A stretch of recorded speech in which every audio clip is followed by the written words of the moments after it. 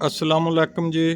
14 सितंबर सन 2025 single hit tournament ते ਇਹ 5 कबूतर ਜਿਹੜੇ ਨੇ इतफाक क्लब अमरा ਵਿੱਚ ਨੇ। ਸਾਡਾ ਲੋਕਲ ਇੱਕ ਟੂਰਨਾਮੈਂਟ ਹੈ।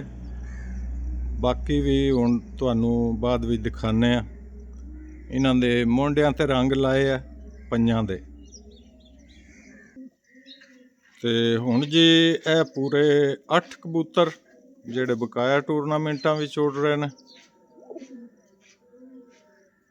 इतफाक क्लब बड़ा अमरा विच ए ने जिन्हां दे मुंडियां ते रंग है। 2 मादियां ने ते 3 नार ने 5 ते वैसे टोटल 8 परिंदे जिन्हां विच 4 नार ने ते 4 मादियां ने। ये भाई होरी मुनसफ आए चौधरी नसरुल्ला पौड़ा वाले दी तरफों। की नाम है जी? रमजान साहब। ओके